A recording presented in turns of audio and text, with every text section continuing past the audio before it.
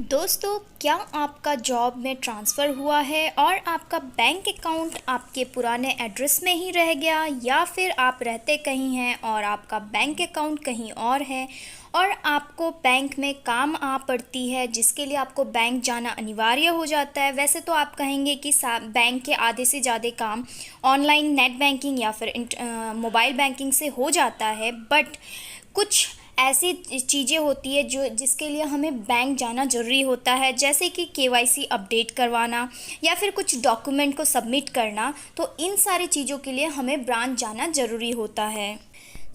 Hello दोस्तों, आज हम इसी टॉपिक पे बात करने वाले हैं कि कैसे हम इंडियन ओवरसीज बैंक अकाउंट को एक ब्रांच से दूसरे ब्रांच में ट्रांसफ़र करवा सकते हैं। तो चलिए दोस्तों, शुरू करते हैं वीडियो को बिना किसी देर के और जानते हैं बैंक ट्रांसफ़र प्रोसेस को डिटेल में। वीडियो के अंत तक ज़रूर बने रहें ताकि आपको पूरी की पूरी डिटेल इन्फॉर्मेशन पा सके और अपना ब्रांच आप ट्रांसफ़र करवाना चाहते हैं तो आप आसानी से इस माध्यम से इसको प्रोसेस को फॉलो करते हुए आप आसानी से करवा सकते हैं। इस वीडियो में हम डिस्कस करने वाले हैं कैसे हम ऑनलाइन ट्रांसफ़र करवा सकते हैं और कैसे आपको एप्लीकेशन लिखनी है और डाउनलोड कर सकते हैं आप एप्लीकेशन फॉर्मेट को, और लास्ट में हम कुछ एफएक्यूज मतलब फ्रीक्वेंटली आस्क्ड क्वेश्चंस को भी डिस्कस करने वाले हैं। सबसे पहला मैं बताऊंगी कि कैसे आप एक ब्रांच से दूसरे ब्रांच में ऑनलाइन अपने बैंक अकाउंट को ट्रांसफ़र कर सकते हैं। तो इसके लिए मैं बताना चाहूँगी कि कोई भी ऐसा ऑनलाइन प्रोसेस अभी तक नहीं है इंडियन ओवरसीज बैंक अकाउंट के लिए जिससे आप ऑनलाइन घर बैठे बैठे आप ट्रांसफ़र नहीं करवा सकते हो। इसके लिए आपको एक एप्लीकेशन लिखनी पड़ेगी और अपने होम ब्रांच में सबमिट करना पड़ेगा। और टेंशन मत लीजिए, हम आपको कैसे एप्लीकेशन लिखना है उसके बारे में भी फॉर्मेट आपको दिखाएंगे। रेफरेंस के तौर पे हम आपको दिखाएंगे। उस रेफरेंस को आप उस एप्लीकेशन को लेके अपना एप्लीकेशन लिख सकते हैं। उसी फॉर्मेट में आप अपना नेम वगैरह चेंज करके आप उसी फॉर्मेट में एप्लीकेशन लिख के सबमिट कर सकते हैं। तो नेक्स्ट अब हम जानेंगे कि कैसे आप अपना एप्लीकेशन लेटर लिख सकते हैं अकाउंट ट्रांसफ़र के लिए इंडियन ओवरसीज बैंक का। ठीक है, तो सबसे पहले आपको एप्लीकेशन लिखने के लिए A4 साइज़ पेपर लेना ज़रूरी है। तो आप A4 साइज़ पेपर में ही एप्लीकेशन को लिखें और उसके बाद आप दूसरे रंगों से कभी ना लिखें एप्लीकेशन को। बस आप जो कलम यूज़ करेंगे वो ब्लू या फिर ब्लैक कलर का होना चाहिए, दूसरे कलर का आपको यूज़ नहीं करना है। तो आप ब्लू या ब्लैक पेन से आप एप्लीकेशन को स्टार्ट कर सकते हैं। यहाँ पे मैं आपको एक फॉर्मेट दिखाऊंगी, उसको रीड करके बताऊंगी कि आपको कैसे एप्लीकेशन लिखनी है। और एक बात दोस्तों, आपको एप्लीकेशन जो है वो एक ही पेज में लिखना है। यहाँ पे कैप्चर ना होने की वजह से मैं आपको 2 स्लाइड में दिखाऊंगी, बट आपको लिखना है एक ही पेज में। तो सबसे पहले आपको लिखना है 2, उसके नीचे ब्रांच मैनेजर, उसके बाद इंडियन ओवरसीज बैंक, जैसे इस फॉर्मेट में लिखा हुआ है बिल्कुल वैसा ही लिखना है। आपके ब्रांच का नाम, आपका सिटी स्टेट जो भी है आप उस पर टाइप डालें। और उसके बाद आपको सब्जेक्ट में लिखना है request to transfer my bank account number, उसमें आपको आपका बैंक नंबर देना है। उसके बाद आपको लिखना है रिक्वेस्टेड सर और मैडम। नेक्स्ट आपको लिखना है आई, मिस्टर और मिस, जो भी आप अगर मिस्टर है तो आप मिस्टर लिखिए, आप अगर मिस है तो मिस लिखिए, दोनों नहीं लिखना है।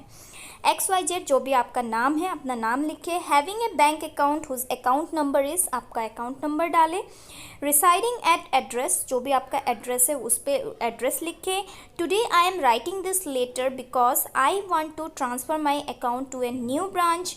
The reason why I am transferring the account is that I have been transferred to a new city due to the job requirement. So it will be difficult for me to manage this account from a new city. I have already attached new branch details, bank passbook, ID and address proof along with this application. उसके बाद लिखे so request to transfer this account as soon as possible. उसके नीचे आपको लिखना है account number और नए ब्रांच का नाम भी उस पर मेंशन करना है।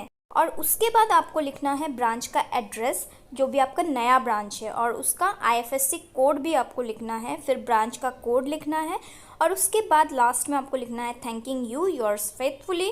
उसके बाद आपको अपना नाम सिग्नेचर डेट के साथ करना है और अकाउंट नंबर लास्ट में फिर से आपको डालना है, आपका जो अकाउंट नंबर है। यहाँ पे आपको एक चीज़ ध्यान में रखनी है, आपको अपने पुराने ब्रांच इसी एप्लीकेशन के साथ आपको जाना है और जैसे ही आप एप्लीकेशन सबमिट करेंगे और आपका अकाउंट ट्रांसफ़र हो जाता है नए ब्रांच में, तो आपको नए ब्रांच विज़िट करना है आपके आईडी एंड एड्रेस प्रूफ के साथ, जिसको आपको केवाईसी करवानी है और ताकि आपको नया पासबुक मिल सके। इसके अलावा अगर आप यही एप्लीकेशन को डाउनलोड करना चाहते हैं तो नीचे डिस्क्रिप्शन बॉक्स में लिंक दिया गया है और आप उस लिंक से आप एप्लीकेशन को डाउनलोड भी कर सकते हैं। अब आप सोच रहे होंगे कि मैंने तो कुछ बताया ही नहीं कि एप्लीकेशन के साथ साथ क्या सबमिट करना है। तो अकाउंट ट्रांसफ़र के टाइम पे आपको एप्लीकेशन सबमिट करना है आपके होम ब्रांच पे और आपको अपना जो चेक बुक है, जो आपके एग्जिस्टिंग चेक बुक है जो आपके पास है, उसको भी आपको सरेंडर करना है। और या फिर अनयूज चेक लीफ है, अगर एक चेक अगर आपने यूज़ नहीं किया है तो उस चेक को भी आपको सरेंडर करना पड़ेगा आपके बेस ब्रांच मतलब कि होम ब्रांच पे। इसके अलावा अगर आप अपने इंडियन ओवरसीज बैंक के स्विफ्ट कोड को ढूंढना चाहते हैं ऑनलाइन, तो उसके लिए आपको गूगल पे टाइप करना है how to find swift code of Indian Overseas Bank online jugaduinfo.com। तो वहाँ पे आपको स्टेप बाय स्टेप पूरी की पूरी प्रोसेस मिल जाएगी, उससे आप आसानी से स्विफ्ट कोड को ढूंढ सकते हैं। तो ये तो हुआ कि कैसे आप एप्लीकेशन लिखोगे और कैसे सबमिट करना है, क्या क्या डॉक्यूमेंट सबमिट करना है। फिर भी काफ़ी सारे लोगों के दिमाग में कुछ क्वेश्चंस रह जाते हैं, तो यहाँ पे हम कुछ फ्रीक्वेंटली आस्क्ड क्वेश्चन के बारे में भी डिस्कस करेंगे।